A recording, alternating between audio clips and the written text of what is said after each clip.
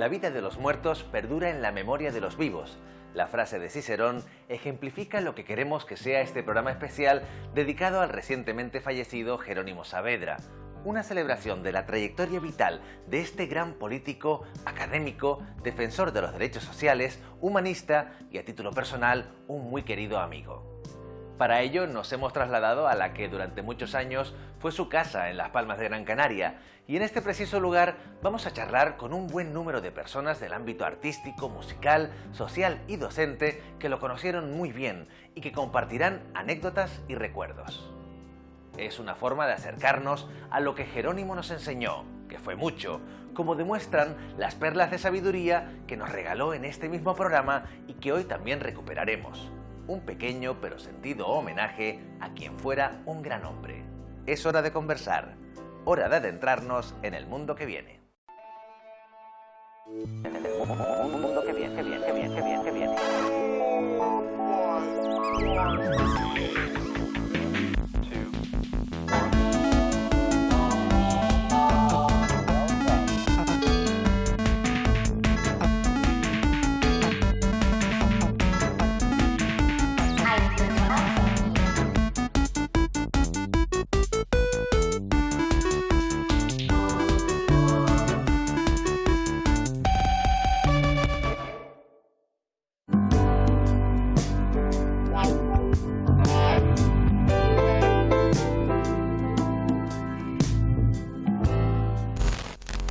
Hay que prepararse, fortalecerse en los valores que uno ha acumulado a lo largo de toda su vida.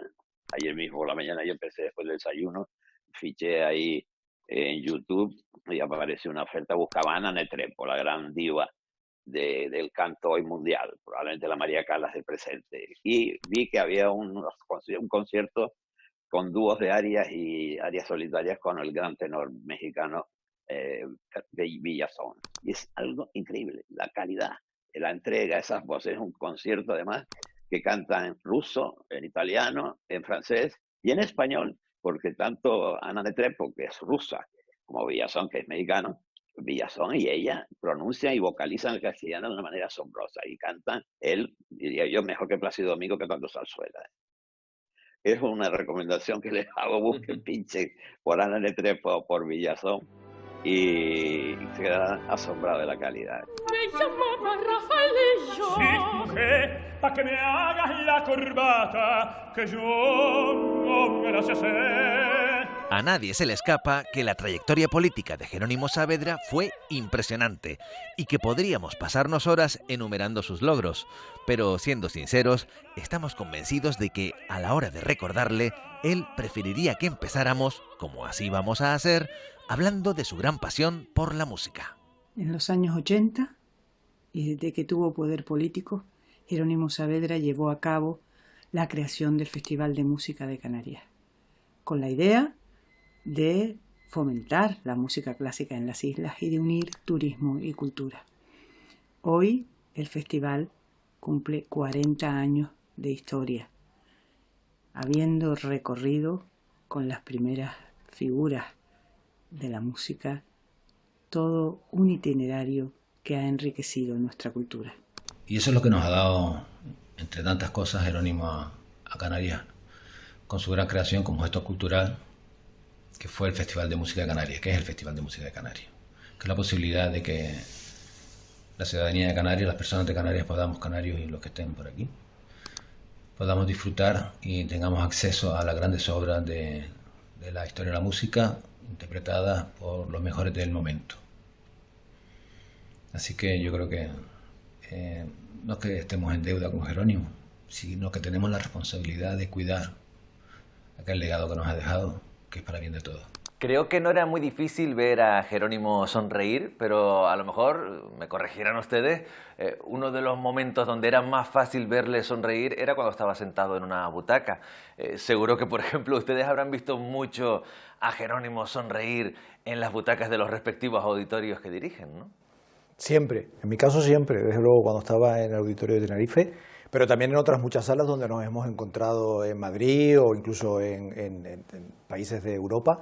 donde nos hemos encontrado en teatro o hemos ido para ver alguna función. Eso sí, no se callaba, si algo no le gustaba lo iba a decir, ¿no? Siempre, siempre, era muy sincero en ese sentido, pero no hacía una crítica siempre constructiva.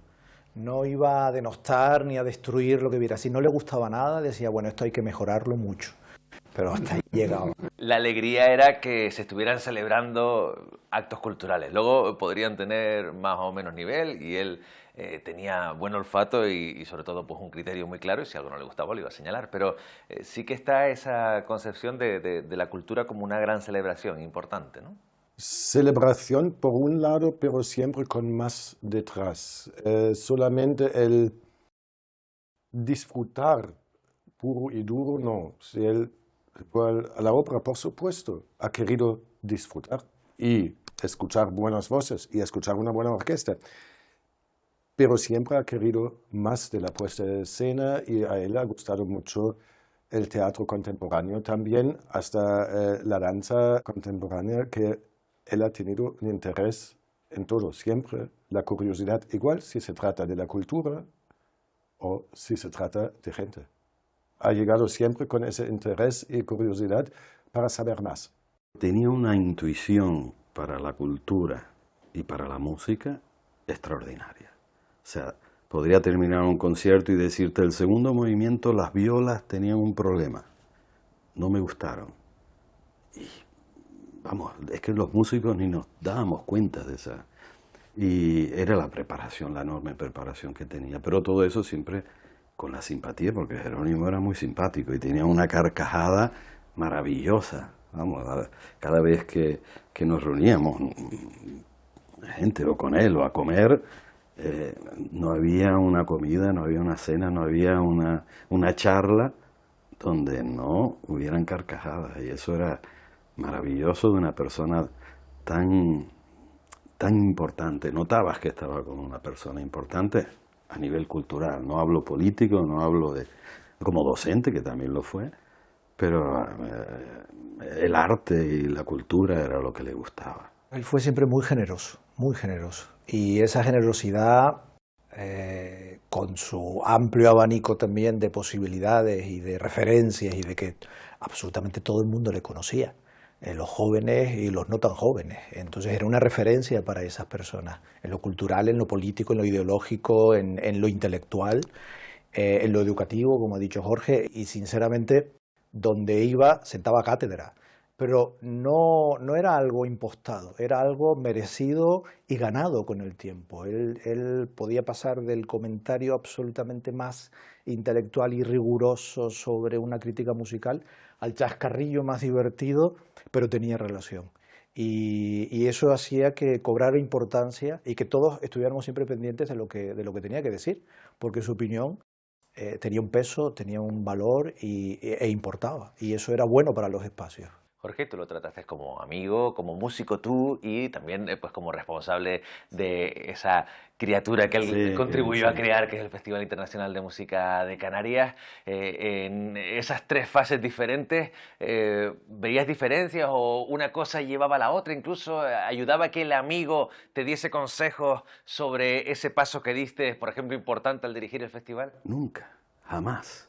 O sea, no, si se lo pedías la opinión, pero nunca hablaba de lo que debería programar, de quién no había estado y que debería estar. Lo más que me podía decir, estuve en Salzburgo, vi a esta pianista que es grandiosa. Entonces, bueno, pues no la conozco. Pero un respeto increíble, o sea, nunca.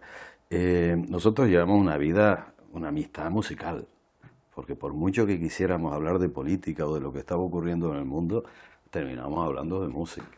Y eran encuentros maravillosos. Y como responsable del festival que él creó, pues era un apoyo. Nunca, en ningún momento tuve sensación de una persona que se preocupaba por haber sido el creador, que tenía todo el derecho del mundo y que yo hiciese las cosas mal. No, era un respeto tan grande que que le tenías que sacar muchas veces, pero vamos, ¿qué no te gustó de este concierto? No, estaba bien, pero no sé, era una persona de esas que probablemente se encuentra uno en la vida pocas veces, ¿no? Y tener una relación de amistad de más de 20 años, pues a mí me enorgullece muchísimo.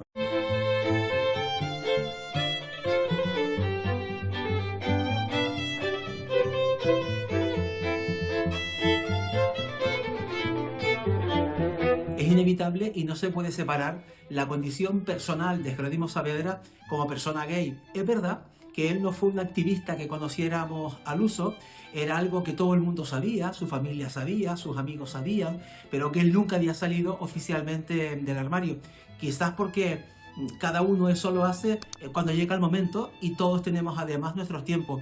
Hubo que esperar, desgraciadamente, al fallecimiento de Seba, su pareja, cuando él aprovecha el prólogo del libro de Fernando Bruqueta, Outing en España, los españoles salimos del armario, para él también aprovechar y salir del armario. Y volvió a hacer historia Jerónimo Saavedra porque fue el primer político en activo en hacer pública su condición de persona homosexual. Recuerdo perfectamente aquel 11 de junio de 2006, cuando él fue la persona encargada de dar la bienvenida a los invitados a mi boda con Agustín, un 11 de junio que él decía que era el día de la igualdad, el día de los dos palitos, el de los dos unos, y que eran como los números más varoniles, el de las dos personas que se querían. Y él se convertía sin quererlo y se convocaba en primera persona en decir que nos casábamos en un jardín, que nos casábamos en la calle, porque esta ley, decía entonces la ley del matrimonio igualitario, hubo que pelearla y hubo que ganarla en las calles. ¿Qué creen que significa hoy en día en la política salir del armario? ¿Es sencillo? Porque estoy pensando en cuando Jerónimo lo hizo y lo que eso significaba, ¿no? Yo creo que salir del armario nunca es sencillo. Es verdad que los tiempos son distintos, hemos ido cambiando. Hoy se asume muchísimo más que hablemos de identidades, de género, de sexo sentido. Hablamos de todo eso. ¿Qué sucede? Que Jerónimo lo hizo en una época, fue por el año 2000, hace ya 23 años, y no era habitual que alguien saliese del armario así.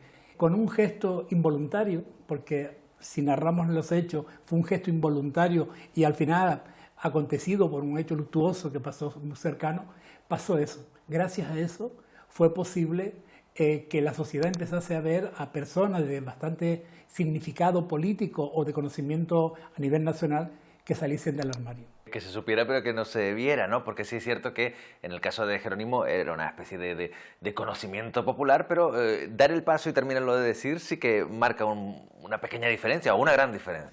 Fíjate que yo creo que ese momento de lapso histórico que vivimos en el que se sabía pero no se decía, fue probablemente un momento de enorme violencia, porque lo que se le decía al resto es, sea así.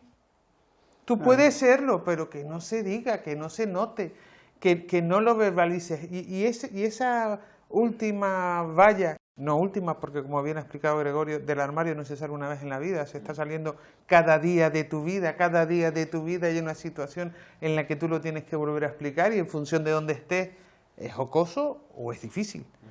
Pero es verdad que Jerónimo y otros muchos y algunas en aquel momento lo que nos permitieron es romper esa barrera de grasa, de capa que contenía la necesidad que otras muchas generaciones teníamos ya de decir, pues ya está, yo soy lesbiana, yo soy gay, yo soy trans, yo quiero hacer mi vida sin que nadie me diga, sé como tal que lo es, pero nadie lo sabe. Yo creo que en su momento yo no lo vi con el grado de valentía que lo veo ahora. Creo que nos hizo un favor enorme a la comunidad LGTBI en general el que alguien de la trascendencia de Jerónimo Saavedra ya se le pudiera quitar la etiqueta de al lado de hazlo como él en silencio y fuera hazlo como él en orgullo. Yo recuerdo perfectamente cuando conocí a Jerónimo Saavedra, porque yo conocí a Jerónimo Saavedra en unos encuentros estatales LGTBI que se hacían, que se hace cada año en toda España, que no es de la LGTB, sino es de todos los colectivos de este país, y fue en Asturias, y fue con Pedro Serol. Y es que cogimos el avión de Asturias para acá y era la primera vez que yo veía a este señor. Entonces yo me quedé como alucinando en colores. Me acuerdo que le dije a Pedro, dije, pero qué pluma tiene. O sea, me llamó la atención la pluma tan increíble que tenía Jerónimo Saavedra y que esto, en cambio, nadie, digamos, no era en primera persona, que ahí es de lo que estamos hablando, de que se sabe pero no se dice. En cambio, cuando prologa el libro de Bruquertas de Castro y él sí habla por primera vez en primera persona del yo soy, del mi interior, se forma una revolera en todo el Estado como Jerónimo Saavedra es homosexual, ha salido del armario. Hombre, Jerónimo Saavedra, todo el mundo sabía que era homosexual, pero faltaba ese paso de decir, yo lo digo, y aquí lo decía impregnado por el dolor de una pérdida. ¿Fue un acto de valentía? Sí, por supuesto, fue porque a veces son necesarias ciertas circunstancias para que te den, digamos, ese impulso a dar ese salto cuántico. ¿Ha servido? Por supuesto, porque era como que tú puedes ser quien quieras ser, no hay ningún problema en que lo manifiestes para estar en cualquier ámbito. Pero te digo que hoy en día, partidos políticos, y lo sé perfectamente, de personas gays y lesbianas que siguen absolutamente en los más profundos de los armarios. Cada acto va cambiando las hacia cosas. adelante cambia la posibilidad de existencia y la posibilidad de generar nuevos discursos. Y eso no invalida que haya gente que todavía eso le pueda resultar chistoso, pero tampoco invalida que tú ves a pibes y a pibas de 15 años que es que ni siquiera entienden el chiste. Y eso a mí es lo que me parece maravilloso. De todas maneras, para nosotros cuando Jerónimo escribió el prólogo, significó un antes y un después, porque no era cualquiera quien lo hacía. Hoy, ya te digo que sería un jugador de primera división, lo pondríamos a la altura de Jerónimo si fuese capaz de salir del armario, pero marcó Jerónimo un antes y un después. Y desde, yo creo que ese impulso y ver, a pesar de los pesares, que la homosexualidad en la política ya está más integrada, Carla, la transexualidad en la política, ¿eso cómo lo llevamos? Bueno, pues aquí estamos, como dije y digo siempre, hemos llegado y además con una idea clara de que no nos pensamos ir, y vamos a seguir defendiendo nuestros derechos y nuestra necesidad a estar y a ocupar todos los espacios de esta sociedad, ¿no? Por mucho que nos quieran volver a meter dentro de los armarios, porque esa es la realidad. La involución es que mediante los amagos, las palizas, los insultos, las vejaciones, las presiones, los acosos en redes, ¿qué es lo que están persiguiendo? Lo que están persiguiendo es acojonarnos para que volvamos para atrás. Cada paliza, cada insulto, cada vejación es métete en el armario, es aquello que nos decían, en tu casa nadie tiene por qué saberlo, ¿no? Esto yo lo he escuchado en mi familia, que todo muy bien, pero que qué necesidad había de decirlo y exteriorizarlo. Pues la misma necesidad absurda o necesaria que tiene una pareja hetero, por ejemplo, de ir de la mano o darse un beso o comunicar que se van a casar o decir que son quienes son. Pues la misma necesidad y el mismo derecho, básicamente, tenemos el resto de las personas LGTBI a decirnos y a pronunciarnos, porque como decía Gregorio, de lo que no se habla no existe. Y si no existimos, pues resulta que no hay nada que solucionar. Y desgraciadamente el presidente nos dice que hay muchas cosas que solucionar. Carla, que salvando las distancias, y sé que te va a dar un poco vergüenza, pero Carla es como un prólogo en vida. Sí. Es decir, Carla es la demostración de que las personas transexuales, en concreto las mujeres transexuales que tan vilipendiadas están siendo en estos 3 últimos años, pueden ser lo que les dé la gana y más. Ella demuestra que hay unos millones de españoles y españoles que le votan para que lo sea. Y creo que ese imaginario es irrompible y que habrá más y que espero que haya muchas más personas trans que se muevan y que militen en partidos políticos para que este referente que hoy es absolutamente novedoso deje de ser novedad, igual que Jerónimo permitió que la homosexualidad en la política, y en concreto en el Partido Socialista Canaria, fuera algo común, a lo que ya no le pusiéramos ningún... Exacto, que la importancia fuera de todas las ideas que se aportan. Nuestro Estatuto de Autonomía de agosto de 1982 permitió la elección de un parlamento por el voto de todos los canarios.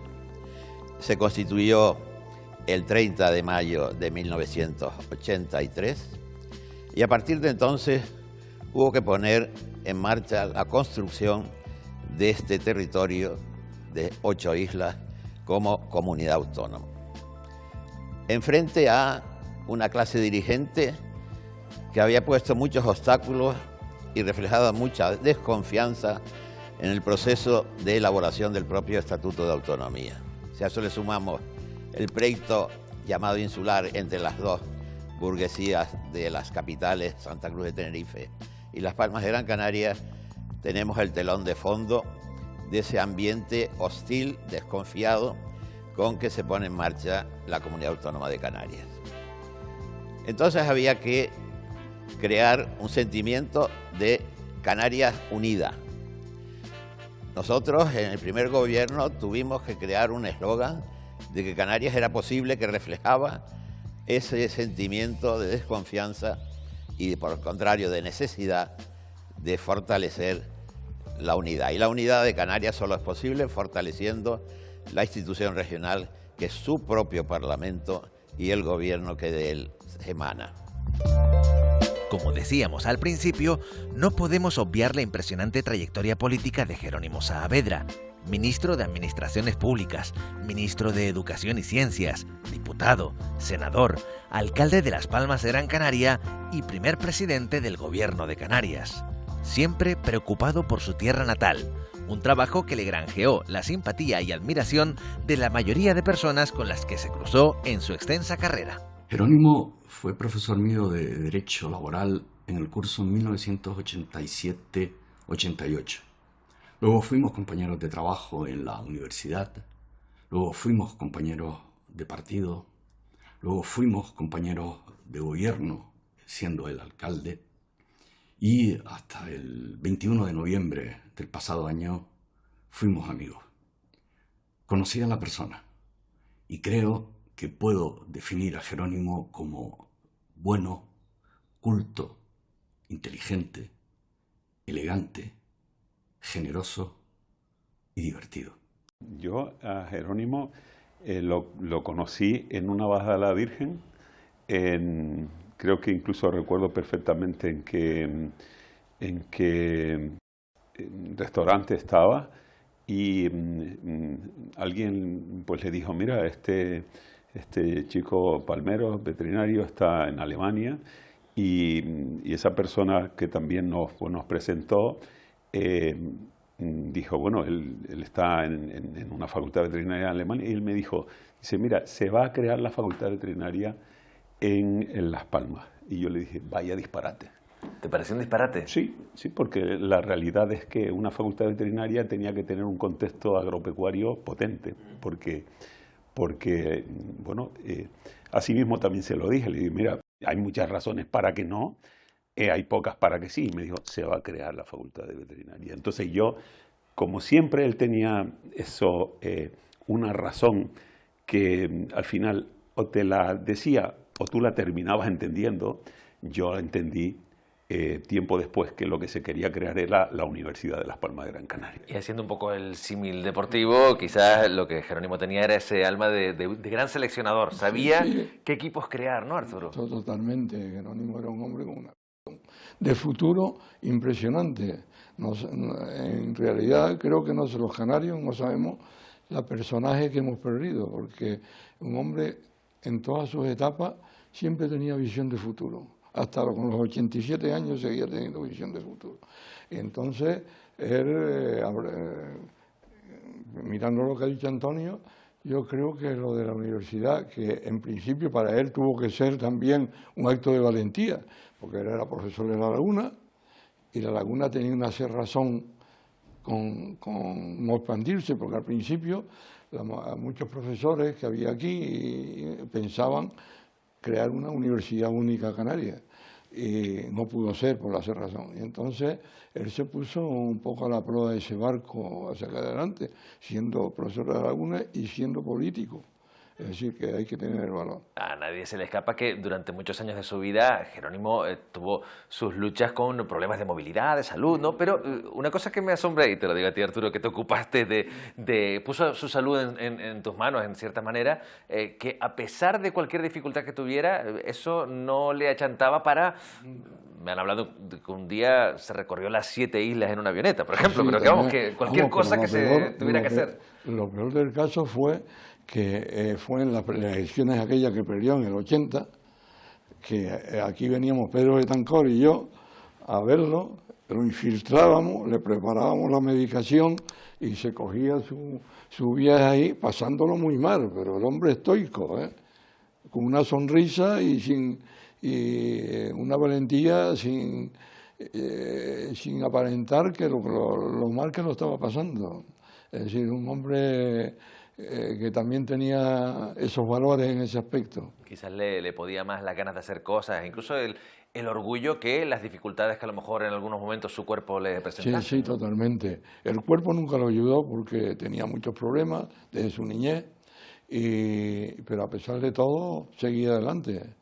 Estaba pensando cuando estabas hablando de cómo aguantó el dolor.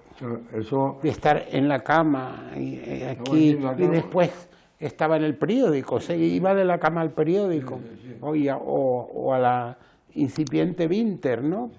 Y porque una avioneta. tenía, y en eso sí que había complicidad, terror a la vejez, terror. No a la vejez física, a la vejez aquí.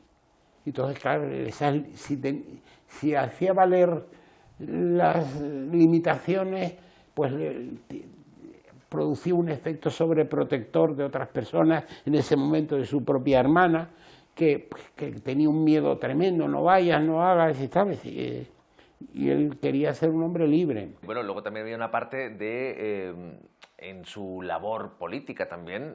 Me pregunto, ¿cómo lo percibías desde el lado empresarial, siendo tú un importante empresario? Él ayudó muchísimo, yo como industrial,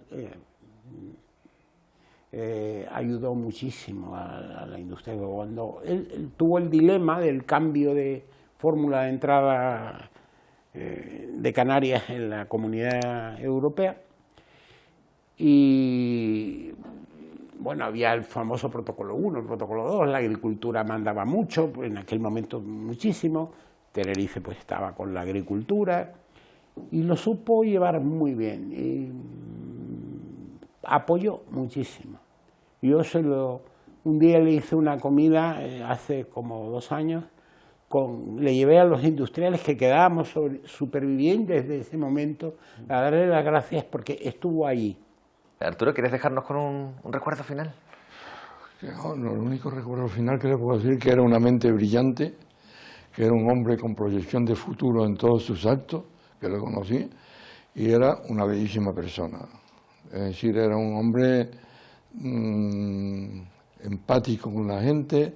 Eso lo tenías que ver en las reuniones en que íbamos de deportistas, que entraba ahí todos los deportistas a saludarlos con afecto, en barrios que iba, y también lo tiene que ver cuando se presentó alcalde, le votaron la derecha, la izquierda y los demás allá, y salió porque tenía una empatía con el pueblo, porque el pueblo no es tonto, y el pueblo veía que este hombre era un hombre inteligente, era un hombre con una formación seria y encima una bellísima persona, y esas son las palabras que tengo yo con recuerdo para mi querido Jerónimo. Nuestro querido Jerónimo, político, humanista, luchador por los derechos del colectivo LGTBI, melómano y un gran defensor de la necesidad de apostar siempre y de un modo muy firme por la cultura. Es necesario tener cultura, y la cultura se acumula a lo largo de la vida. De manera que desde la escuela hay que empezar a tener contactos con lo que se llama cultura. ¿Qué se llama cultura? La aportación que, de algunos casos de cientos o de miles de años, el género humano ha ido sumando, acumulando, y nos han ido descubriendo nuestras pasiones, nuestras debilidades, nuestras compensaciones, los problemas, los conflictos y cómo se reacciona, ¿no? De manera que eso es imprescindible para luego abordar los problemas que hoy, sea de carácter tecnológico, sea de carácter de pandemia, sea de otro tipo, no nos cojan desprevenidos y deformados. Así que para no dejarse influir por el ignorante, por el no sabio, es preferible que empecemos con la base y ahí si no nos apostamos por la educación con cultura, no solo educación, sino educación acompañada de manifestaciones culturales por las cuales sepan ya quién es, por ejemplo, ha sido Benito Pérez Galdós, desde los 7 años. Él no hacía música, él no hacía bromas, él no hacía literatura, pero todo eso lo llevaba dentro y lo compartía con aquellos que escribían, aquellos que componían música, aquellos que pintaban. Era capaz de entrar en el mundo de los otros, en el mundo del arte, en el mundo de la creación. Él era un gran conversador en todos los sentidos. No solamente hablaba de música o de literatura o de arte, sino que hablaba de la vida. Y a mí personalmente es lo que más me atraía de él, es cuando hablaba de esas vivencias suyas, ¿no? Y nos daba, sin quererlo, unas lecciones magníficas de cómo sobrevivir en este mundo, intelectualmente, moralmente, ¿no? Y eso para mí era fundamental en él. Y una de esas virtudes que tienen los grandes conversadores, que luego también sabía escuchar. Claro, claro, esa es la clave, porque con él no había monólogo posible, siempre se establecían los diálogos y bueno, discusiones, porque a mí me gustaba discutir con él, sí, claro, porque cuando no te daba la razón era muy bonito y entonces empezabas. El caso es que yo creo que ganaba él siempre, me daba la impresión siempre de que salía ganando porque sus razonamientos eran tan claros. Bueno, mi profesión era docente y además ya había hecho filosofía. Y a él le gustaba mucho hablar de filosofía. La música y la filosofía eran dos cosas. Aparte de escuchar la música, a él le gustaba filosofar sobre música, ¿no? Sobre los personajes. Y después hay algo que quizás muchas personas no conocen.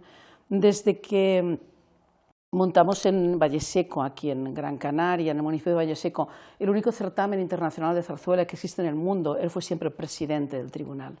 Me decían, ¿no es presidente de honor? Y decía, no, es el presidente con honores. Y entonces nada, pero se implicaba absolutamente en todas las votaciones, él estaba organizando todo, iba mirando, apuntando, pero apuntando todo, cada uno de los cantantes, lo que cantaba, lo que hacía, la técnica, la no sé qué. Sabía tanto, no era músico él, eso es cierto. Pero hay músicos que no saben tanto como sabía él. Es que mencionabas lo de Valleseco, a mí personalmente, en ese trabajo que realizaban juntos, ¿no? Tú al frente de ese certamen y él como presidente con honores, la implicación que tenía. Uno podía pensar, él viniendo de las alturas que venía, ¿no? En los certámenes en los que ha estado, en lo mucho que viajaba, los grandes festivales, incluyendo, por supuesto, también el que ayudó a crear el Festival Internacional de Música de Canarias, que pues, un certamen de gente que empieza en un municipio no capitalino que lo podría tratar con cierto desdén o decir, bueno, es una cosita a la que no le presta atención, y para él era una tarea como la más importante que se pudiera poner por delante. Muy importante, es más, te diré, él era patrono del Teatro Real, y claro, él me dice, hoy he hablado de unos chicos, los chicos de Valleseco en el Real, o me decía, hoy he cantado una recepción de la Reina, uno de los nuestros que ha tenido premio, el segundo premio y tal, se acordaba de todo. ¿Entiendes? O sea, en ese sentido estaba muy implicado. Y hemos hablado de poesía, filosofía, de música. Fernando, la relación siempre con la figura del amigo, ¿no? Presente, pero ¿y esa relación con las bellas artes y con las artes plásticas, qué tal? Pues empezó siendo yo muy joven. Fue en La Laguna, si no recuerdo mal, cuando era director del Colegio Mayor San Fernando. Yo acababa de hacer una exposición en el castillo de Paso Alto, que había servido de prisión para los presos republicanos, y bajó a verla. Y a partir de ahí ya es cuando empezó realmente la gente de mi edad, más o menos, que él siempre apoyó, hay que decir en su favor, que realmente tenía visión de futuro, es decir, era de los, o es, yo prefiero hablar en presente, es de los pocos políticos, además de amigos, que realmente nos hacía caso. Hablabas del apoyo de gente que Sí. en tu generación él puso la mirada y además supo elegir, ¿no? Quienes merecían ser más visibilizados. Creo que incluso también en sus épocas como presidente del Gobierno de Canarias, por ejemplo, contribuyó mucho a la internacionalización de muchos de esos artistas, tú incluido, ¿no? Sin duda, vaya. La primera exposición que creo que él, siendo presidente, no organizó, pero sí promovió de alguna forma, fue la primera exposición que hicimos en Nueva York en el año 84.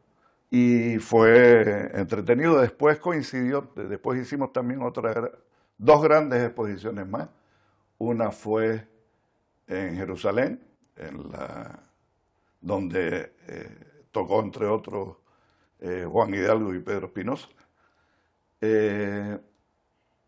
Y después hubo una muy grande que fue en Washington y en Nueva York, que fue ya esas exposiciones institucionales enormes donde el arte canario, realmente no solo de mi generación, sino de millares y demás, tuvo visibilidad. Y una contribución para perder esos complejos, ¿no? Que a veces, no hablo de ti, Fernando, que tú nunca los has tenido, pero bueno, que a veces desde Canarias parece que tenemos a la hora de exponernos fuera, ¿no? Él hablaba de lejanía. Sí, sin Él duda. decía un poco, sí, la sensación de lejanía que tienen los canarios, que tenemos los canarios.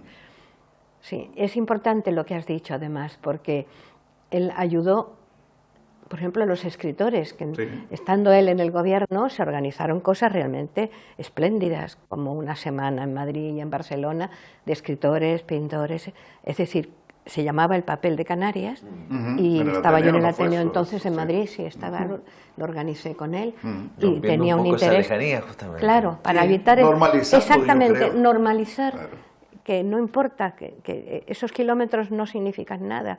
Yo les lo decía, hay que a la gente joven, a los que están empezando, decirles que no estamos encerrados, que no estamos lejos, que el mundo solo es uno, ¿no? Y luego él se iba al fin del mundo, Salzburgo, no quería escuchar, bueno, de repente, no había verano, porque por Mozart supuesto, está no sé Salzburgo. dónde, a escuchar a Mozart. Pues hay un concierto, no solamente en Salzburgo, Sí, sino no, que iba donde fuera. Sí, claro. Ese aprendizaje, la visión de ese Jerónimo que es capaz de ir de un lado a otro por amor a algo, eso es algo que él inculcó a muchos jóvenes también, que había que luchar para conseguir lo que se quería.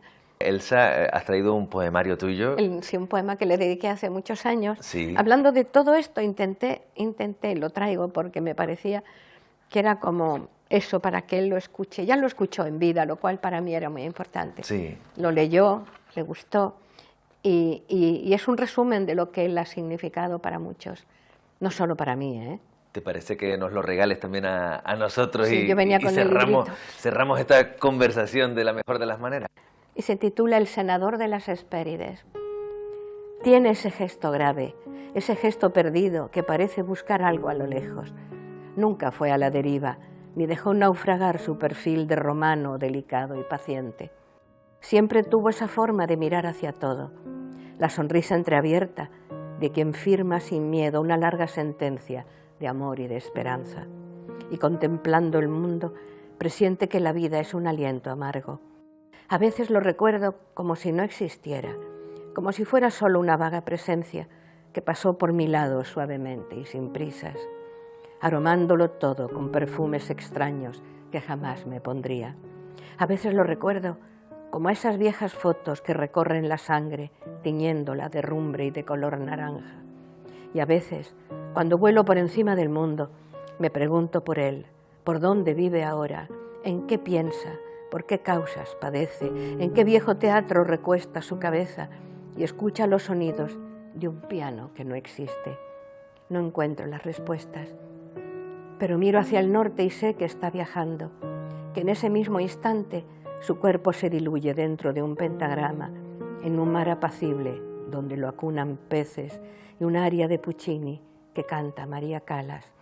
Y sé que hay otras islas, otros paisajes nuevos poblados por arcángeles, seres imaginarios inventados por él que habitan en su almohada. Y sé que habrá otro invierno y que llegado el día pasará por mi puerta, llegará a la cocina y dejará en mi mesa una risa, unos libros, un lugar impreciso donde poder quedarse. Y habrá luego una fiesta, un murmullo Y la frase, siempre es la misma frase, es Raina Kavaivanska, que canta ya en Verona, y todos, en silencio, nos quedaremos quietos, envueltos en su abrazo, como si fuera cierto que va a volver mañana.